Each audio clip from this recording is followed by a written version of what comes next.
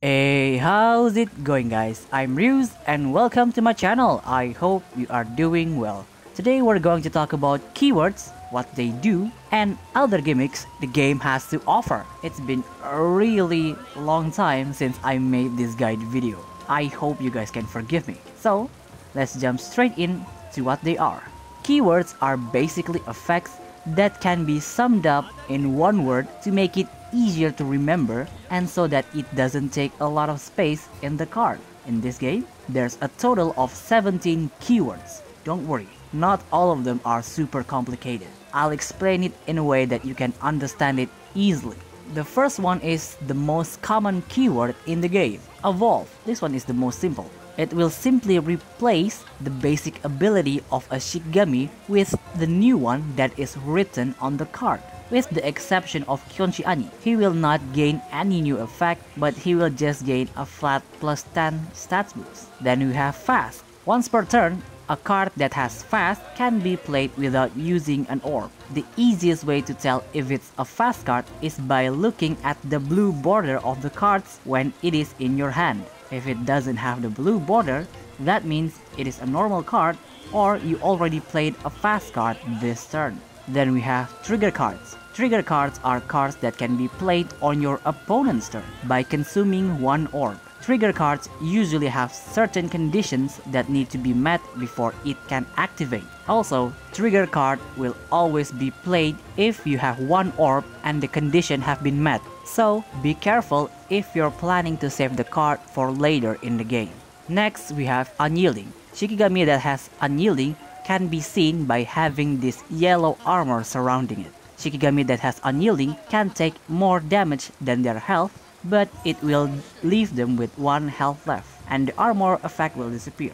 But if they already has 1 health, this keyword will not take effect. Then we have Double Strike. Looking at the name, you can probably guess what it does. It basically lets you attack twice, but if you defeat the opponent's Shikigami at the first strike, the second attack will not go through. There are special cases though, like when you use Suzuka Gozen Radius Pass. Because the card has piercing, the attack will still go through normally. Then we have first move. It's like a downgraded version of Double Strike. Your Shikigami will attack first before the opponent's Shikigami. So if your Shikigami has higher attack than the opponent's health, it will kill that Shikigami before it can deal any damage. However, if your Shikigami attack is lower than the opponent's health, the battle will continue normally. Next up is piercing. When you attack an opponent's Shikigami and your attack is higher than their health, the excess damage will be inflicted straight to the opponent's player. Sounds really simple, right? Next up, we have range. Shikigami that has the range keyword can attack from the standby zone, and because they attack from the standby zone, they will of course not take any battle damage. Then we have haste. This keyword will let your Shikigami assault without using any orbs, but it will still use your assault attempt. While soaring is the opposite of haste. It will consume your orb, but it will not use your assault attempt. So basically you can attack twice in one turn as long as you have the orbs. Then we have direct hit. Shikigami that has this keyword will always attack the opponent's player even if the opponent has a Shikigami in their combat zone. Then we have hunt. When your Shikigami has hunt, you can pick any Shikigami you want to attack even if they are not in the combat zone. Then we have critical. Any battle damage that this Shikigami deals will be doubled. So it is like double strike, but you do it in one attack. Then we have fatal. If a Shikigami that has fatal deals attack damage to another Shikigami, it will instantly kill it even if that Shikigami has unyielding. Then we have lifesteal. When a Shikigami has the lifesteal keyword, any damage that it deals will also recover your life equal to the damage dealt. Then we have veiled. A Shikigami that has veiled cannot be targeted by your opponent's card effect, and Shikigami that has veiled usually has this mist around it, so you can easily identify if a Shikigami has veiled or not. Then we have barrier. A Shikigami that has barrier will be immune to any kind of damage once. The barrier will be removed when the Shikigami takes any damage. They also have the coolest animation out of all the keywords, in my opinion. And that's pretty much all you need to know about the keywords. So now we're going to talk about all the gimmicks that this game has to offer. We have quite a few, so sit tight, grab some drinks maybe, and relax. First up, we have Rally. Rally is a buff that grants your Shikigami bonus attack or shield, sometimes both, when they assault. Rally buff can be stacked, but once you assault, they will be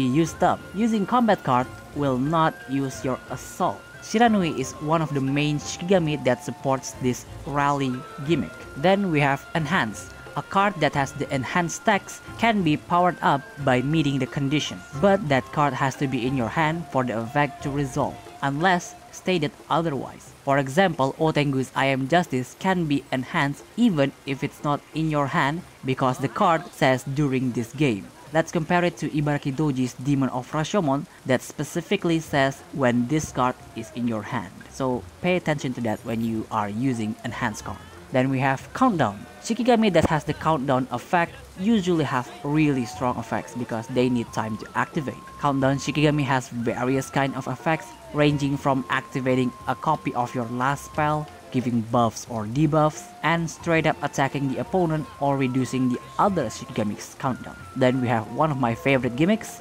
Luck. If you like to gamble or just feeling lucky, I think this is the perfect gimmick for you. Luck Shikigami usually has even more powerful effects than the Countdown Shikigami because of the randomness factor. Every luck card usually have a number beside them that indicates the requirement to activate the effects. Luck-based effects range from simple ones like dealing an extra 2 damage to your opponent units to absolutely busted one like Yamausagi countdown reducing and stats boosting effect. Then we have Charge. Charge Shikigami will gain 1 charge at the start of your turn. Charge Shikigami are inherently slower than Countdown or Luck, and that's why most of them usually have a card that lets them instantly gain an X number of charge. Also, Charge Shikigami has a gimmick that is unique to them called Burst. Burst basically lets you enhance your cards by paying a certain amount of charge. The more charge you use, the more powerful the effect will be. Then we have Fragile. Fragile is a unique debuff that a certain Shikigami can inflict to your opponent units. Fragile are basically the opposite of shield. For example, if you attack a Shikigami that has 5 fragile, then you attack with your Shikigami that has 3 attack, the total damage will be 8. Think of it as a defense down debuff if you will. Then we have Fields. Fields are a very unique cards. You can simply think Fields as a spell card that always activates as long as you can maintain the intensity. You can activate multiple fields with the same name, but they will both have separate intensity instead of combining and stacking. Fields can lose their intensity if the player gets damaged, and the field that's on the bottom will lose their intensity first until they get destroyed. So if you have a field that you want to maintain, activate it after you activate another field that you don't mind if it gets destroyed. Then we have Invocation. I think Invocation has the most unique effect out of all the gimmicks in this game because Invocation can only be applied to one Shikigami unless stated otherwise, like Kaoru's Wings of Prayer on Kodokushi's Obsession Erosion. The condition to activate Invocation is different for each Shikigami. For example, you have to use a level 1 card to activate King Yohime's Invocation. You have to assault to attach Kaoru's Owl's Guard. Then there's also a type of invocation that only applies to that one specific Shikigami like Onigiri and his slash ability or Oitsukigami and her Twilight. Also, a little bit of pro tip when fighting against Onigiri, you can actually see how many slash he have by looking at the amount of swords that are lit up. Then we have Divination. I think this gimmick is the easier one to understand. Divination basically lets you to look at the top card of your deck and you can arrange it to your liking. It might not seem much, but arranging your top deck will allow you to get to your cards faster, thus letting you play even faster than your opponent. Then we have Transformation. I think a lot of newbie will have a lot of trouble understanding this gimmick. To put it simply, a Shikigami that has this effect will play a random card from outside your deck at a random timing, so it can either benefit you or completely fuck up your game plan. Some transformation Shikigami like Tamamo and Kingyohime will only play level 1 cards when the effect activates, while other Shikigami like Odokuro, Orochi, and Taishakuten can activate cards of any level when the effect activates. And here's a quick table of how often transformation will activate for each Shikigami. You can identify a Shikigami that has active transformation by seeing if they have this golden aura around them. We have 2 more left.